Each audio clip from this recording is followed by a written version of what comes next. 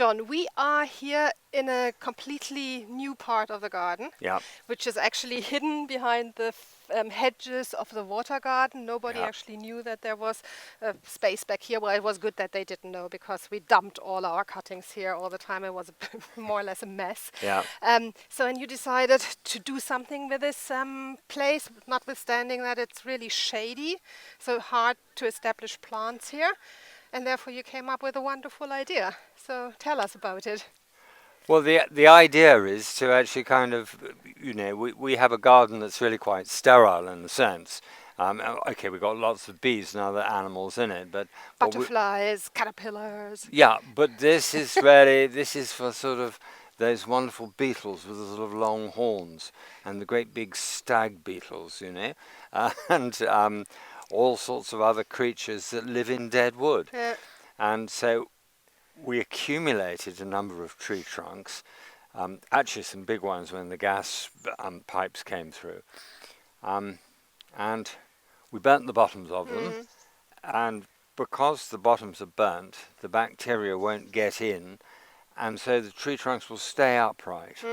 And it's important for the insects that the tree trunks are upright, because then the pattern of the wood suits the rain. So all these have been brought in here. It's We not brought trees we just cut off. It's No, just no, no, no, no. We brought Okay. all of these in here.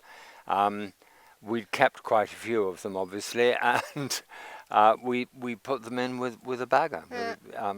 And why is it so important to have these, these places in the garden? Well, we have all these cultivated gardens, as you said. Sterile, almost. Yeah. Insofar as these creatures are concerned, there's nothing in our garden for them.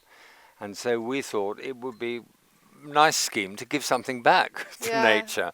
That's cool. And could you do that also in a small town garden or in a small cottage garden? Absolutely. Yeah. The important thing is to remember that to really attract the beetles, you need to get the wood more upright than lying down. So people could just, get a little trunk, they don't need to sort of plant these huge trunks or get them because they are heavy, it's difficult and burn them and all that kind of stuff. But they could just, get smaller pieces of old wood, of rotten wood, and just place it somewhere in a corner in their garden. Well, or how can they do this it? is the point. I mean, this was the Valoran egg. It was completely sort of, as you say, a rubbish dump.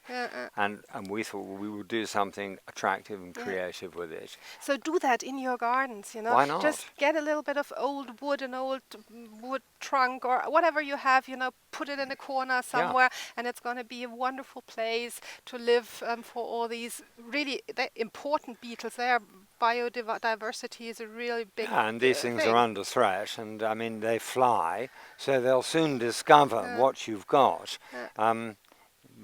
But I think it's little tiny pockets of these things are important. As you said, we had a big building site here going through the landscape. They were building a big gas pipe, which was really awful last winter. And they had to, of course, they had to cut off some really nice old trees, which made us more or less crying. We actually managed to throw ourselves in front of some trees, and protect them. Big willow tree and others, and not have them cut those just down for whatever, because they had it in their plans. So that we managed, but we also kept all the trees that they had to cut down, and that's actually what's standing here now. So we can at least use them for this kind of purpose. And we have another project here.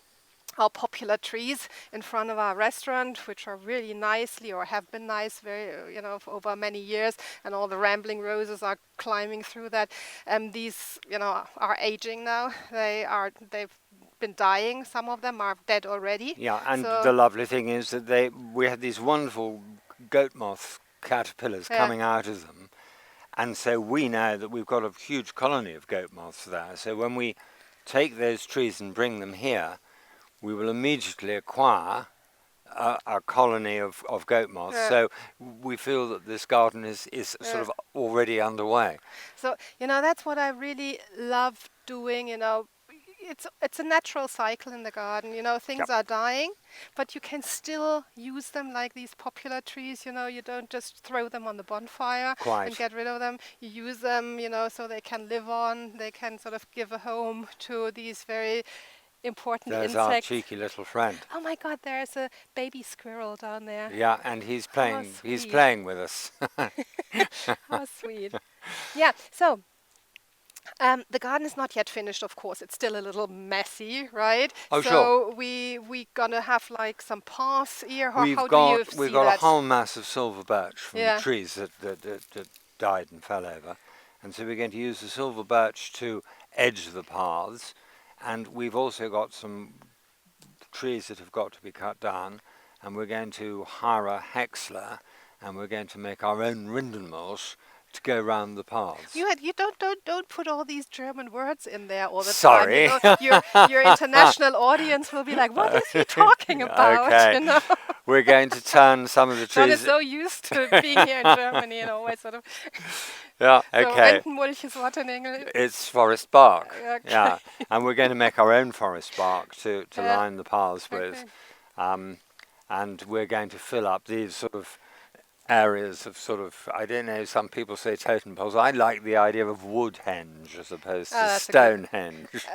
That's a good one. That's how we're gonna call it, because in German you say Totholzgarten, and that sounds really depressing, you know. And Yeah. it's actually meant to be the opposite, you know. Quite. So Woodhenge is Woodhenge, actually yes. it's a very good one. Yeah. Bravo. So that is being christened Woodhenge today, and of course, you know, it's an ongoing project, and therefore we're gonna show, you know, how the project is going on next time when John Yeah. is here, you know, and we are a little further. We come back in here, explain more to you guys, and then you will see how it's all kind of coming together. And you know, we're gonna Yeah, have fun exactly. We certainly are, and it's going to be really exciting to see which Yeah. beetles and colonize and come. You know.